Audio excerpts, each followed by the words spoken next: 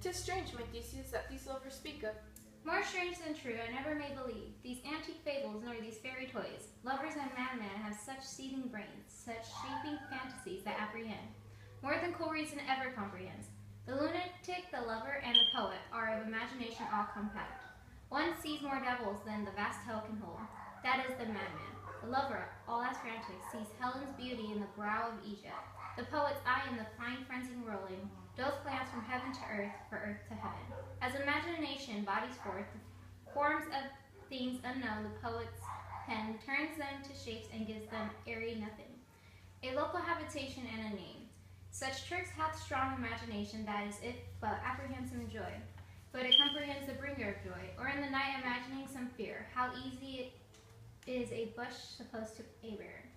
But all the story of the night told over, and all their minds transfigured so together, more witnesseth than fancy's images, and grows something at great constancy, but howsoever strange and admirable. Oh, here comes the lovers full of joy and mirth. Joy, gentle friends, joy, fresh days of love, accompany your hearts.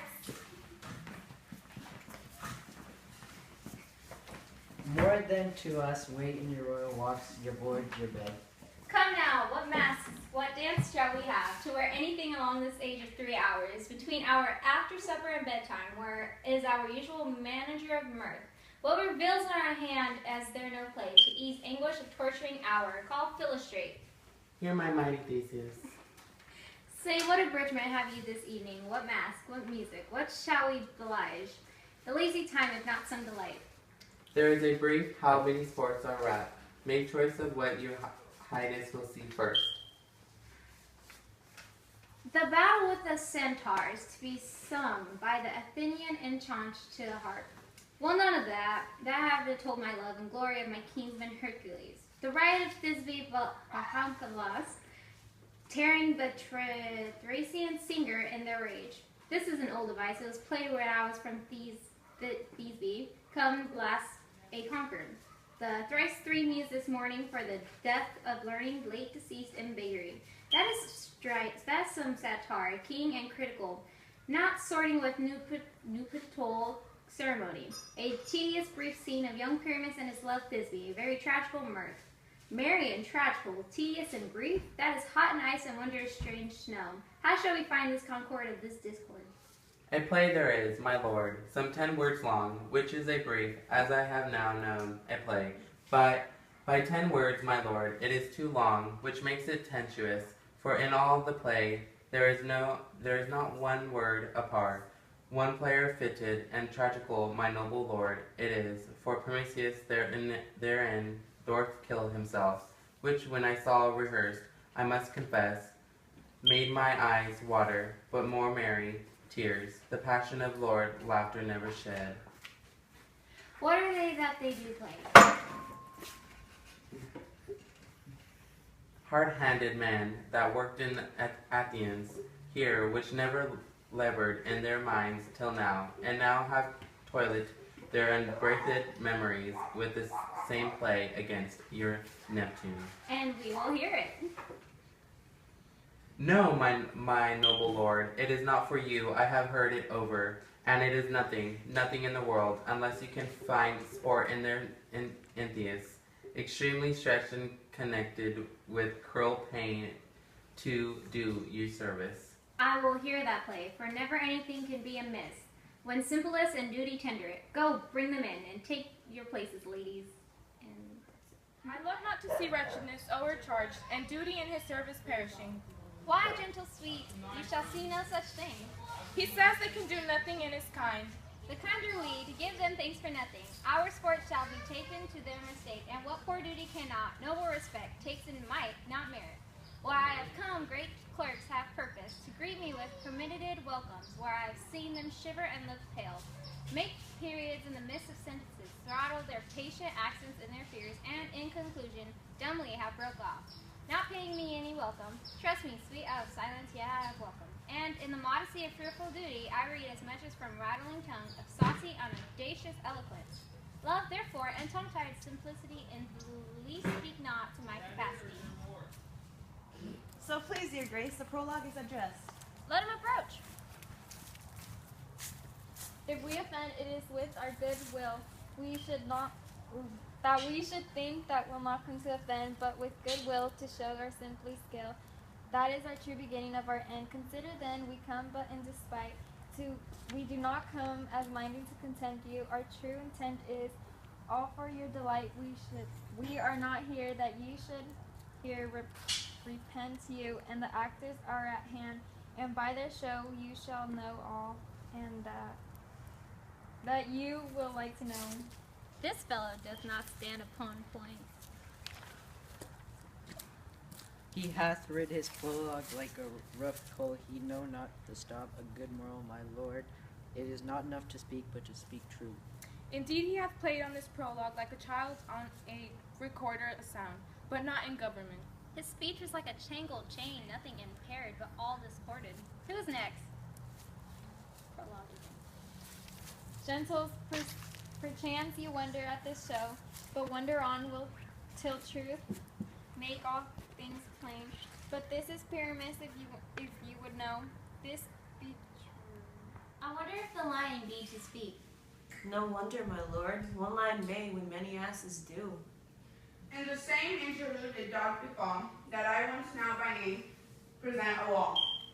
And such a wall as I would have you think, that had in cranny, hole, or chink, the which the lovers, Pyramus and Thisbe, did whisper often very secretly. This bone, this roast cast, and this stone, doth show that I am the stone of the wall. And this cranny is right and sinister, through which the fearful lovers are to whisper. Would you desire lineman here to speak better? It is the wittiest partition that I ever heard, my lord. Pyramus draws near the wall. Silence. O grim look night, O night with you so black, O night with ever art when thou is not. O night, alack, alack, alack. I fear Thisbe's promise is forgot, and thou, O wall, O sweet wall, O lovely wall, that stands between her father's ground and mine. Thou wall, O sweet wall and lovely wall, show me thy chink to blink through them with mine eye. Thanks, courteous wall, Jove shield thee well for this. But what see I? No Thisbe do I see. O wicked wall, through whom I see no bliss, cursed be thy stones for thus deceiving me. The wall, methinks, being sensible, should curse again. No, in truth, sir, he should not. Deceiving me is Thisbe's cue. She is to enter now, and I am to spy her through the wall. You shall see it will fall pat, as I told you. Yonder she comes. O wall, full of Upton hast thou heard my moan, for parting my fair Pyramus and me. My cherry lips have often kissed thy stones with lime and hair knit up in thee. I see a voice. Now I will, I think, the chink. To spy, and I can hear my voice, Thisbe's face. Thisbe. My love, though, my love, I think. Think what thou wilt. I am thy lover's grace, and like Lymander and I trust thee still. And like Helen, till the fates me kill. No Shaphelus to Procrus was so true. As Shaphelus to Procrus I to you. Oh, kiss me through the wall of this vile wall. I kiss the walls, hold not your lips at all. Wilt thou at Nice to meet me straightway? Thy life, thy death, I come without delay. Does thy wall my partner church so, and being done, does this wall away go? Now is the mural down between the two neighbors. No remedy, my lord, when walls are so willful to hear without warning. Thus is the silliest stuff that I ever heard. The best in this kind are but shadows, and the worst are no worse, if imagination amend them. It must be your imagination then, and not theirs. If we imagine no worse of them than they of themselves, they may pass for excellent men. Here come two noble beasts in, a man and a lion. You ladies, whose gentle hearts do fear the smallest monster's mouse that creeps on floor, may now perchance both quake and tremble here, when lion rough in wildest rage doth roar.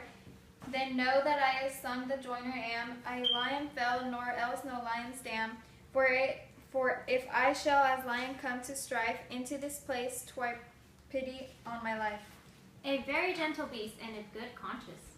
The very best out of beast, my lord, that I ever saw. This lion is very fox for his valor. True, and a goose for his direction. Not so, my lord, for his valor cannot carry his discretion, and the fox carries the goose. His discretion, I am sure, cannot carry his valor. For the goose carries not the fox. It is well. Leave it to his discretion. Let us listen to the moon. This lantern doth the horn moon present. He should have worn the horns on his head. He is no crescent, and his horns are invisible within the circumference. This lanthorn doth the horn moon present. Myself the man, I, the moon, do seem to be. This is the greatest error of all the rest. The man should be put in the lantern. How else is the man if the moon? He dares not come there for the candle, for, you see, it is already in snuff. I am wary of this moon. Would he would change. It appears by a small light of discretion that he is in wane, but yet in courtesy, in all reason, we must stay the time. Proceed. All that I have to say is to tell you that the lanthorn is the moon. I, the man, I, the moon. This thorn bush, my thorn bush, and this dog, my dog. Why, all these should be in a lanthorn, for all these are in the moon. But silence! Here comes Thisbe. This is old Ninny's tomb. Where's my love? Roar! Well roared, lion. Well run, Thisbe. Well shone, moon. Truly the moon shines with a good grace. Well moused, lion. And then came Paradis. And so the lion vanished. Sweet moon, I thank thee for my sunny beams. I thank thee, moon, for shining now so bright. For by the gracious golden glittering gleams, I trust to take trust this be sight, but stay, O spite. But mark, poor knight, what dreadful dole is here. Eyes do you see, how can it be? O dainty duck, O dear, thy mantle good, what stained with blood? Approach, ye furies fell. O fates, come, come, cut thread and thrum, quail, crush, conclude, and quell. This passion and death of a dear friend would go near a man to look sad. Beshrew my heart, but I pity the man. O wherefore, nature, didst thou lion's frame, since lion vile hath here deflowered my dear, which is which was the fairest dame that lived and loved thy life to die, that looked with cheer. Come, tears confound, out sword and wound the path of Pyramus I, the left path, where heart doth fall. Thus die I, thus, now am dead, now am I fled. My soul is in the sky, tongue loose thy light, moon take the flight, now die, die, die, die. No die, but an ace for him, for he is but one.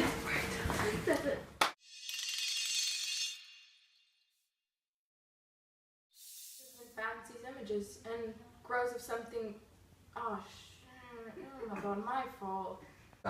Which when I saw rehearsed, I must confess. My man, when I see rehearsed, I must confess. Madam, I meant water, but no more. I would have you think that had it innate.